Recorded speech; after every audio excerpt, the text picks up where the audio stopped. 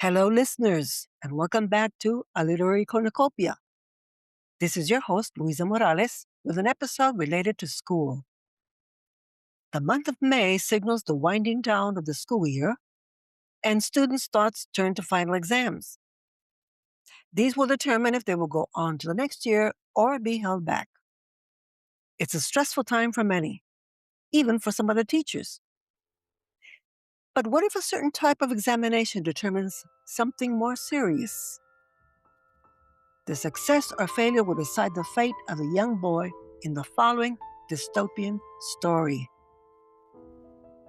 Examination Day by Henry Slesar. The Jordans never spoke of the exam, not until their son Dickie was 12 years old.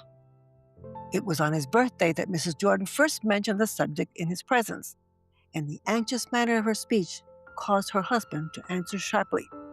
"Forget about it," he said. "He'll do all right." They were at the breakfast table, and the boy looked up from his plate curiously. He was an alert-eyed youngster with flat blonde hair and a quick, nervous manner. He didn't understand what the sudden tension was about, but he did know that today was his birthday, and he wanted harmony above all. Somewhere in the little apartment, there were wrapped, beribboned packages waiting to be opened. And in the tiny wall kitchen, something warm and sweet was being prepared in the automatic stove. He wanted the day to be happy, and the moistness of his mother's eyes, the scowl on his father's face, spoiled the mood of fluttering expectation with which he had greeted the morning. "What exam?" he asked. His mother looked at the tablecloth. "It's just a sort of government intelligence test they give children at the age of 12. You'll be taking it next week. It's nothing to worry about." "You mean like a test? Like in school?" "Something like that," his father said, getting up from the table. "Go and read your comics, Dickie." The boy rose and wandered towards the part of the living room which had been his corner since infancy. He fingered the topmost comic of the stack, but seemed uninterested in the colorful squares of fast-paced action. He wandered towards the window and peered gloomily at the veil of mist that shrouded the glass. "Why did it have to rain today?" he said. "Why couldn't it rain tomorrow?" His father, now slumped into an armchair with the government newspaper, rattled the sheets in vexation. "Because it just did, that's all. Rain makes the grass grow." "Why, Dad?" "Because it does, that's all." Dickie puckered his brow. "What makes it green, though? The grass." "Nobody knows," his father snapped, then immediately regretted his abruptness. Later in the day, it was birthday time again. His mother beamed as she handed over the gaily colored packages, and even his father managed a grin and a rumple of the hair. He kissed his mother and shook his hands gravely with his father. Then the birthday cake was brought forth, and the ceremonies concluded. An hour later, seated by the window, he watched the sun force its way between the clouds. "Dad," he said, "how far away is the sun?" 5,000 miles, his father said. Dickie sat at the breakfast table and again saw moisture in his mother's eyes. He didn't connect her tears with the exam until his father suddenly brought the subject to light again. "Well, Dickie," he said with a manly frown, "you've got an appointment today." "I know, Dad. I hope—" "Now, it's nothing to worry about. Thousands of children take this test every day. The government wants to know how smart you are, Dickie. That's all there is to it." "I get good marks in school," he said hesitantly. "This is different. This is a special kind of test. They give you this stuff to drink, you see, and then you go into a room where there is a sort of machine." "What stuff to drink?" Dickie said. "It's nothing. It tastes like peppermint. It's just to make sure you answer the questions truthfully. Not that the government thinks you won't tell the truth, but it makes sure." Dickie's face showed puzzlement and a touch of fright. He looked at his mother, and she composed her face into a misty smile. "Everything will be all right," she said. Of course it will, his father agreed. You're a good boy, Dickie. You'll make out fine. Then we'll come home and celebrate. All right? Yes, sir, Dickie said. They entered the government educational building 15 minutes before the appointed hour. They crossed the marble floors of the great pillared lobby, passed beneath an archway, and entered an automatic lift that brought them to the fourth floor. There was a young man wearing an insignialess tunic seated at a polished desk in front of room 404. He held a clipboard in his hand, and he checked the list down to the J's and permitted the Jordans to enter. The room was as cold and official as a courtroom, with long benches flanking metal tables. There were several fathers and sons already there, and a thin-lipped woman with cropped black hair was passing out sheets of paper. Mr. Jordan filled out the form and returned it to the clerk. Then he told Dickie, "It won't be long now. When they call your name, you just go through the doorway at the end of the room."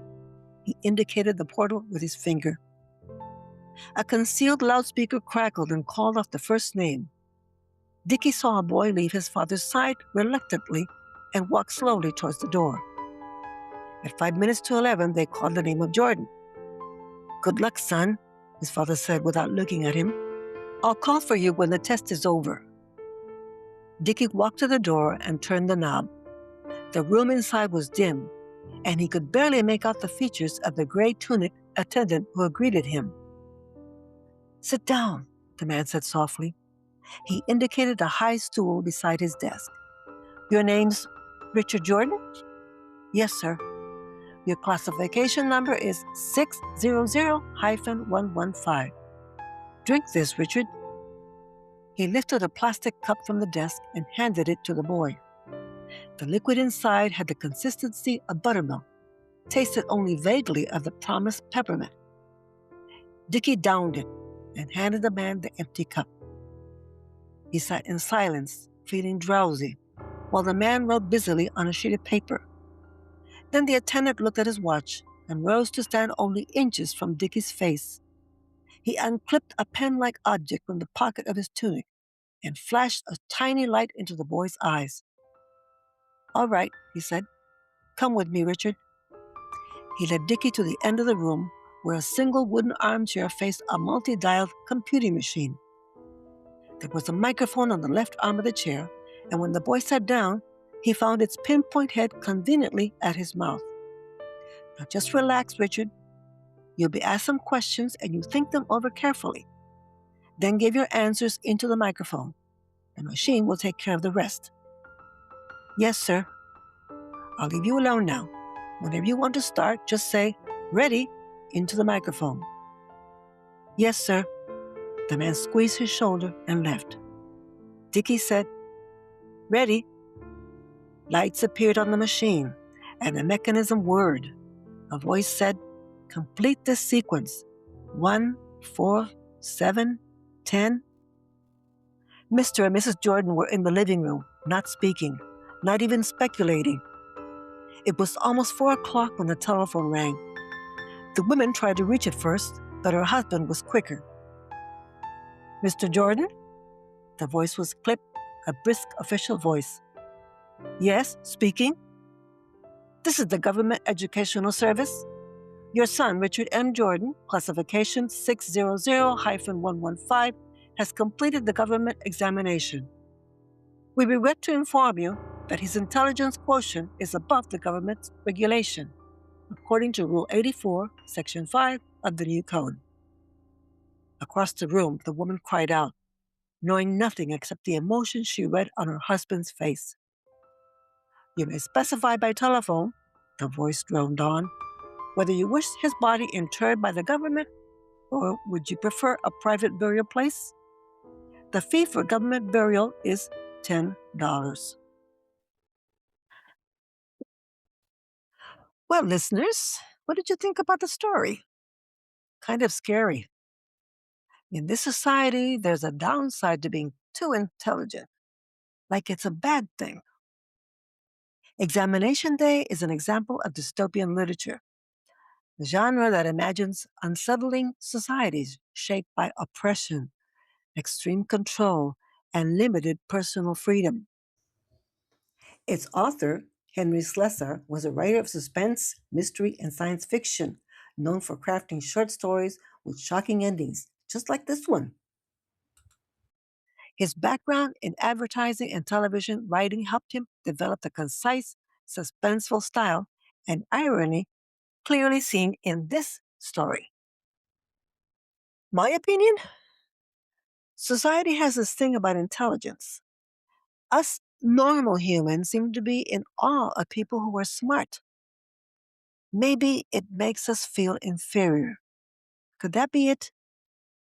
Care to leave your thoughts or opinions in the comments section? Feel free to do so. Would love to know your take on this. Well, that's a wrap for this episode, paying tribute to the students who are preparing for their final exams or who have already passed them. I wish every student the best of luck. If you have any recommendations for future episodes, use the podcast app or write an email addressed to a literary cornucopia podcast at gmail.com. And be sure to subscribe to the Literary Corner Podcast channel on YouTube, where I publish updates of upcoming episodes. Until then, remember to keep the light of imagination burning. This is your host, Luisa Morales, wishing you, as always, happy reading, listening, and writing.